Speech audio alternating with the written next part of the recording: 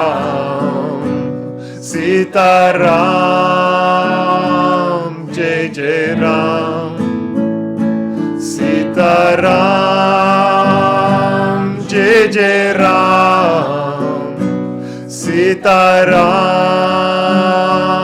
Jai Jai Ram. Sitaram, Jai Jai Ram. Sitaram, Jai Jai Ram. Sitaram, Jai Jai Ram. Sitaram, Jai Jai Ram. Sitaram, Jai Jai Ram. Sitaram, Jai Jai Ram. Sitaram,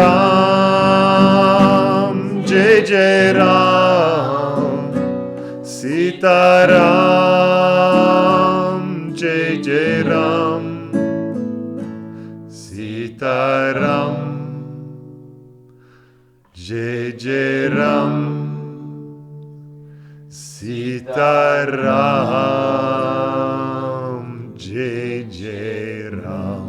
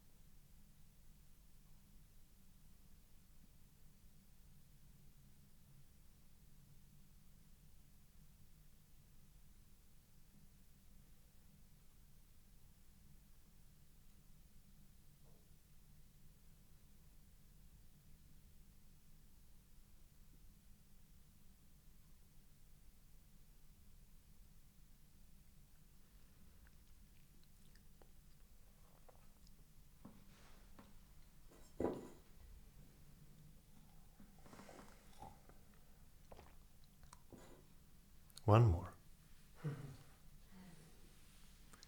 So let's do Hey Govinda. Hey So Govinda. yeah.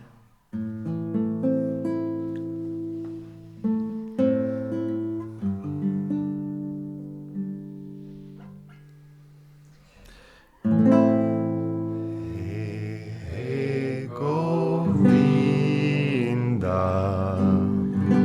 Hey, hey Gopala. Hey, hey Govinda. Hey, hey Gopala. Hey Vasudeva. Hey Nityananda. Hey Vasudeva. Hey Nityananda. Shri Radhe Radhe Radhe. Radhe Radhe Radhe Shama. Shri Radhe Radhe Radhe. Radhe Radhe Radhe Shama. Hey Hey Govinda. Hey Hey Gopala. Hey Hey Govinda. Hey Hey Gopala. Hey Vasudeva. Hey Nityananda.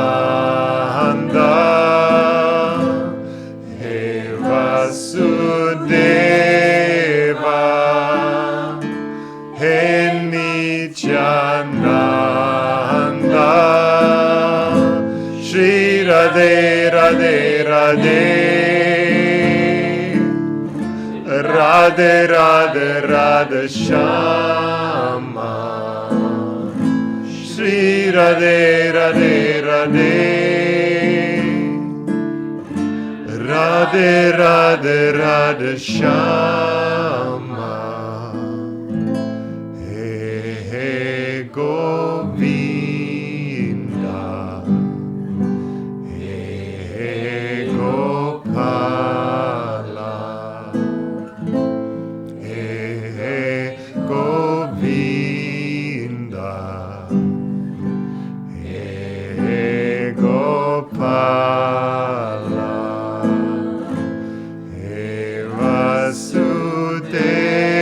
Vasudeva He Nityananda He Vasudeva He Nityananda Shri Radhe Radhe Radhe Radhe Radhe Radhe Shama Shri Radhe Radhe Radhe Radhe Radhe Radhe Shama He He Govinda He He Gopala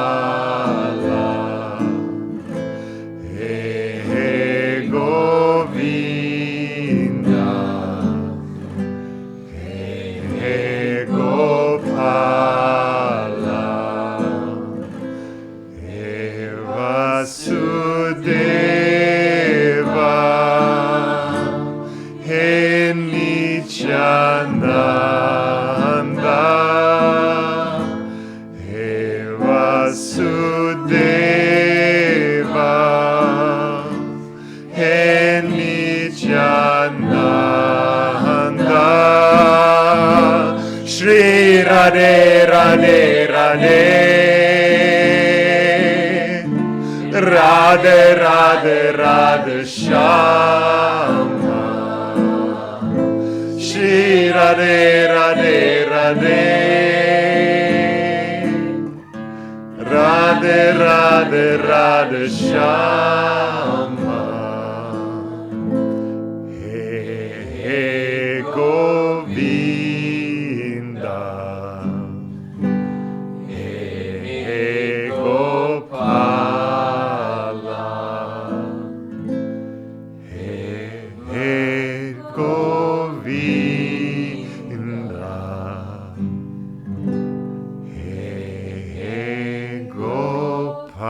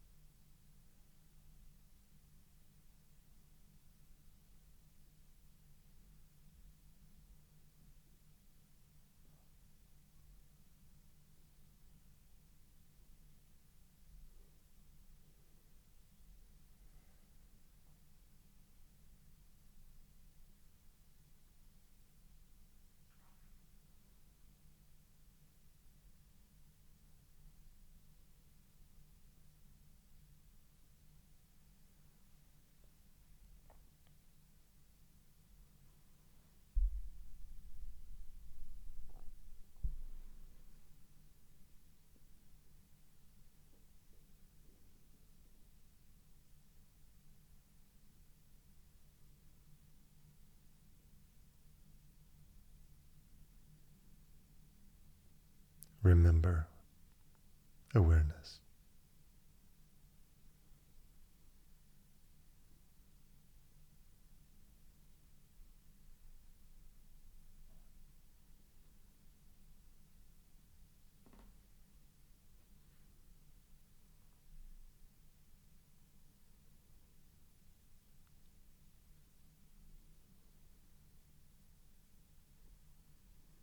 If you're on this quest and try to find yourself, all you will find is awareness.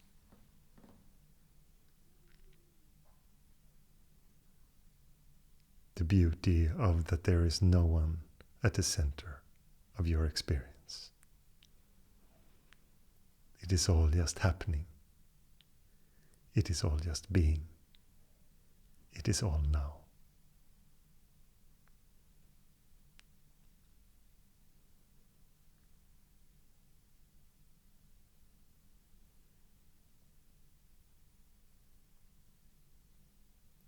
To the egoic mind, it seems to be small and nothing the now.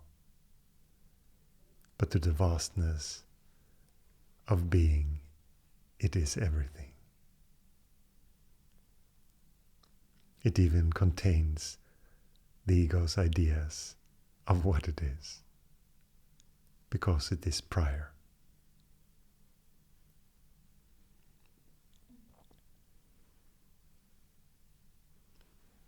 And as awareness, you don't have to be fixed. Nothing has to be added. Nothing has to be subtracted. The completeness of being is always complete.